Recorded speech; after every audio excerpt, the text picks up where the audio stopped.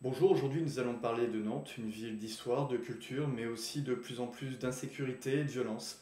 Nous allons analyser les quartiers les plus dangereux de la ville. Aujourd'hui, l'agglomération nantaise, c'est environ 670 000 habitants, dont beaucoup de jeunes, environ 120 000, de moins de 15 ans. Sur les 670 000 habitants, environ 54 000 vivent dans des quartiers dits prioritaires de la ville. Ce sont les quartiers les plus sensibles de l'agglomération. Ce n'est pas un détail, au sein de ces quartiers, environ un jeune sur 9 de l'agglomération vit au sein de ces quartiers.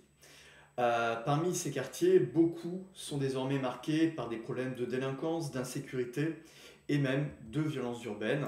Nous allons les analyser un peu plus en détail.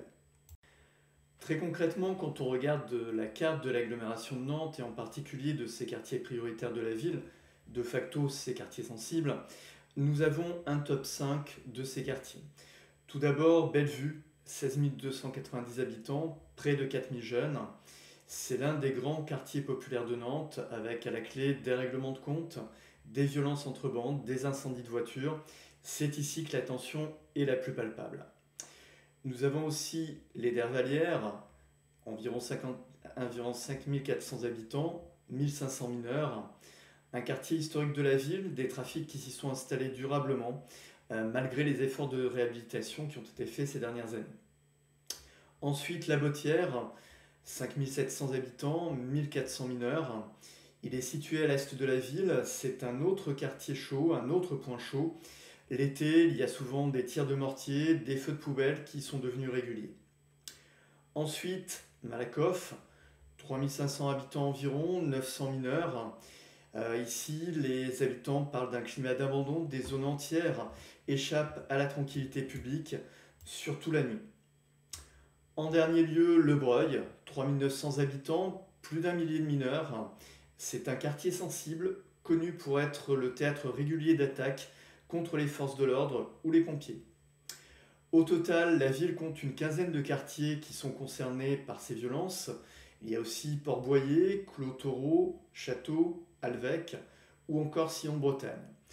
Ces quartiers ont en commun une forte jeunesse, une forte précarité et une absence d'encadrement. Désormais, très clairement, la loi de la drogue y est prédominante sur la loi française. Les Nantais, bien sûr, sont de plus en plus inquiets de l'évolution de leur ville. La maire Johanna Roland fait la sourde oreille. Elle considère qu'il est préférable de rester chez soi le soir et de rentrer avant 18 heures. Bien évidemment, la situation dans ces quartiers, l'augmentation du trafic de drogue, l'augmentation de la délinquance, a des conséquences sur l'ensemble de l'agglomération. Le centre-ville lui-même devient de plus en plus difficile à vivre, devient de plus en plus fait face à une violence croissante. Donc aujourd'hui, la ville de Nantes part un peu à volo, tout simplement.